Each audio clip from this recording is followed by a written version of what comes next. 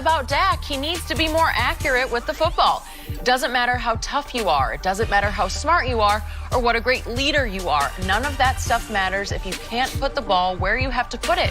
I've seen too many errant throws. I don't see great anticipation on what a defense is doing. Whew. Greag Jenning still with us. But first, Shannon, after hearing all of that, what's going on? Oh, Shannon, though, I ain't never played quarterback. Now, you just commended Troy Aikman for saying about Tom Brady and how accessible he is, and he comes in with a great attitude. It's going to be very interesting to hear what you have to say about Troy. Want me to go now? No, I don't want you to go. It's my turn. All Troy did was give me validation. Of what? Of what I've been saying for the He's longest. a bust? See, there you go. Well, no, I'm not going anywhere. That's where you go. Is that what Troy said? Huh. And Troy Interesting. The receiver said, I'm tired of y'all throwing us under the bus and then driving the bus over us. We're open, but Troy says, I've seen far too many errant throws. These receivers, Cole Beasley, you're like, oh, that's little measly Beasley. Now we get another receiver that's in that locker room, that's in practice, that's in everything, that's actually in the game. And said, hold on, wait a minute now. While y'all keep talking about QBR, while you keep talking about he had the best rookie season any quarterback's ever had. Ever. Show me a better one. Show me a better one. I can show you. You can't. You I can't give you what find a Troy better said. one. I give you what Troy said. I got it. I give you that. That's what he said. That's now, but that was then. No. We updated. That's what we're talking about now. Okay. We ain't talking about then. Yeah. He got rewarded for that. He won Rookie of the Year. But right now, and that's what I've been telling you, Skip Bayless, it's hard for me to believe there's another team in the NFL that would say, you know what, I don't want the Cowboys' offensive line, and I don't want Zeke Elliott as my running back. It's hard. Maybe the Rams, because they got Todd Gurley. Yeah. But that would probably be it that says, I don't want this offensive line and Ezekiel Elliott. So that's what Dak is working with. And I keep telling you, you keep blaming everybody else, but he's not the guy yet. And we might, like I said. Oh, we keep hearing yet. Skip. Maybe cover your base. Maybe 2016 is as good as he's ever gonna get. Maybe. And that was a shining moment. Oh, it's okay, Skip. It's okay. You've been wrong before. It's okay if it doesn't pan out. I have not been wrong. Oh yeah, you never. Never been wrong. Never. Hey, Troy. I don't even want to say no more because Troy already validated me. Troy is a member of the Gold Jacket Club, and anybody that Gold Jacket, we know what we talking about. So all he said was that Dak needs to be more accurate with the football. So does that mean Troy said Dak was a bust? Is that what you're... Ain't nobody said he was a bust. You keep saying that. You must think that. I agree 100% with what I heard from Troy Aikman. And when I listen to the receivers, I tend to side with them because as a receiver, you go into that film room on Monday and you watch it with your quarterback.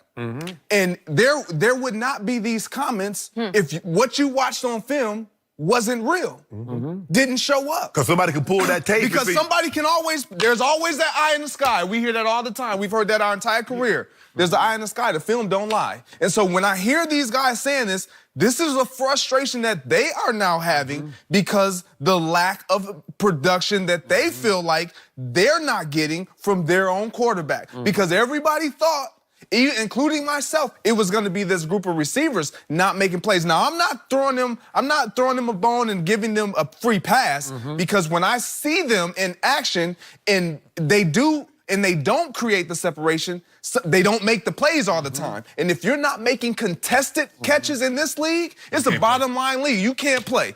Because every time you throw the ball as a quarterback, you're not going to have a wide open wide receiver like the Rams. This ain't college. No, you're not going to have 5-6 yards every single time. So you have to make contested throws and contested catches. But when I look at what Troy Aikman is saying, the leadership, A+.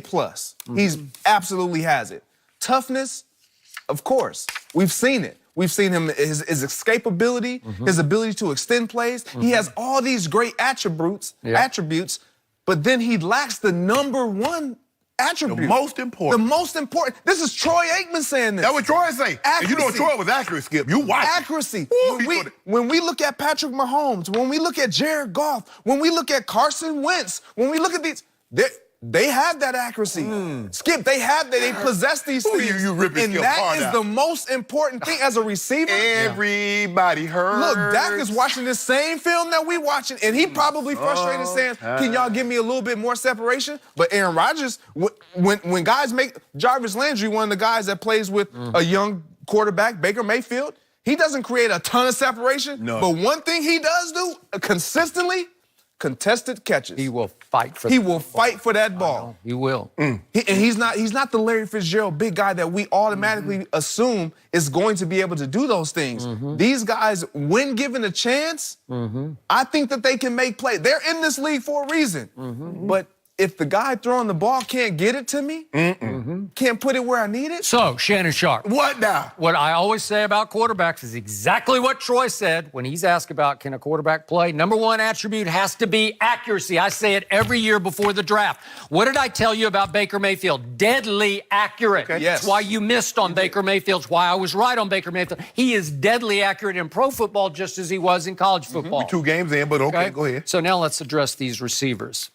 Allen Hurns, undrafted out of Miami. Undrafted, so 7 rounds of the draft transpired and nobody wanted Allen Hurns. Cole Beasley, undrafted out of SMU. 7 rounds of the draft and nobody wanted little measly Beasley. You like Beasley now. And Deontay Thompson, undrafted out of Florida. So 7 rounds of the draft took place and nobody wanted Deontay Thompson. So these are the top 3 wide receivers that Dak Prescott is throwing to right here, right now.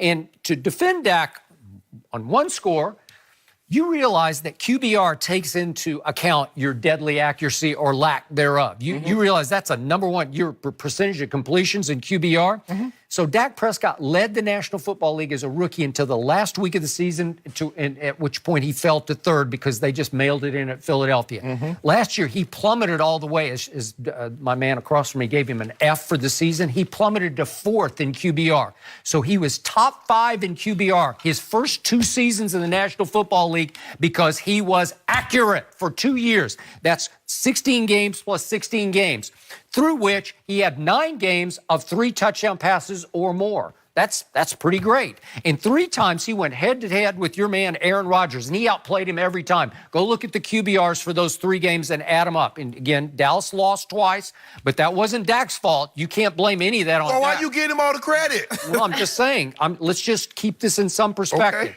So this year got off to a very rocky start because I thought one of those receivers would step up and separate from the others, literally and figuratively, and would become the go-to guy on 3rd and 7.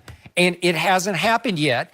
Dak now has 5 touchdown passes to 4 interceptions. But guess what happened on all 4 of the interceptions? They hit the receiver in the hands, and they popped up and went back, and Earl Thomas was the beneficiary of 2 that one picked off his shoestrings. But then what happened Sunday? 2 of them just bounced off receivers' hands, Tavon's hands, goes right to, they're just bad bounce, bad break interceptions. Dak has to say, that shouldn't have been intercepted. It wasn't like he didn't see a guy and he threw it right to the corner. If he was more accurate, he wouldn't have that problem. Hit him right in the hands. No, I can show you. We could go back to all 4. Tavon, you got to catch that ball. Greg, did it not hit him in the hands? That's a drop. No. That is a drop. I'm sorry, it just hits him in the hands. What do you mean no? No. Unless Tavon, who's considered an 8th pick in the draft, bust by most people, including the Los Angeles Rams. Am I right about that? Well, He's a gadget player. He's a gadget guy. Okay. I tried to tell you that. So it's a deep post. He's got single coverage, and the ball hits him in the hands. You just have to go up and snatch it unless you're 5 feet 7 inches tall. And Okay, you knew that when you got it. I'm just saying, am I worried about Dak's confidence right now? I am, because when he drops back to pass, there's too much double clutch and there's too much what Troy said. If you see it pre-snap, you just got to read it and throw it. And what am I yelling at my TV screen every single Cowboy game, especially the last 2?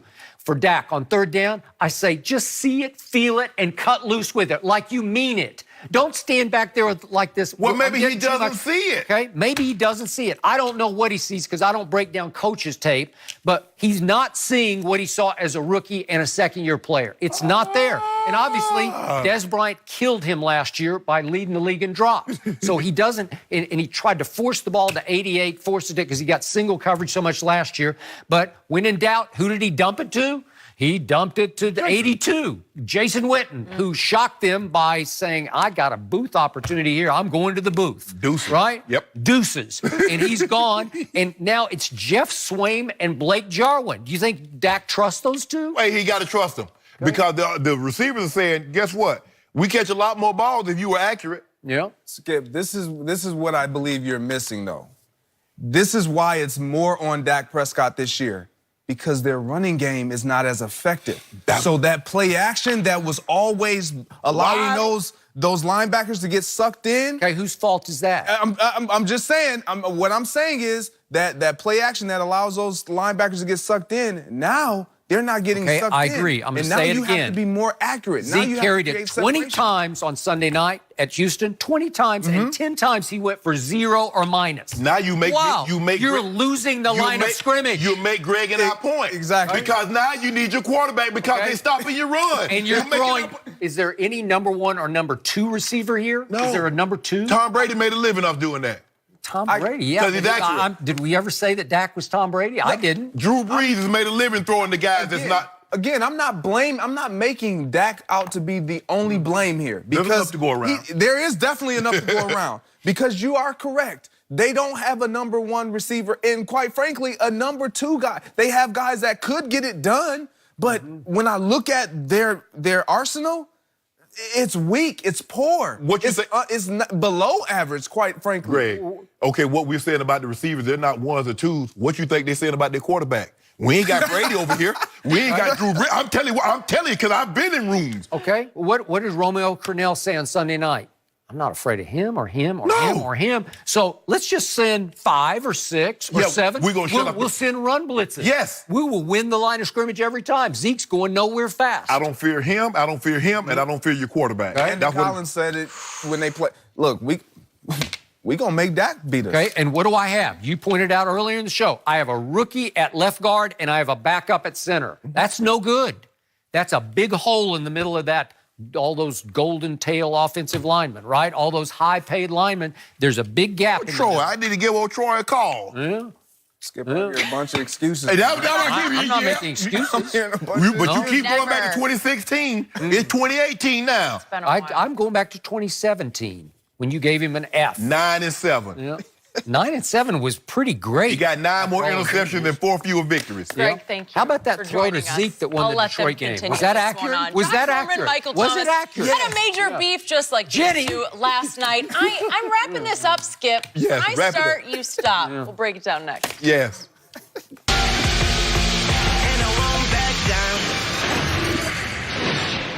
I used to book my hotel room on those travel sites, but there was always a catch. Like somehow you'd wind up getting less. But now I book at Hilton.com and I get all these great perks. I got to select my room from the floor plan. Very nice. I know I'm good at picking stuff. Free Wi-Fi,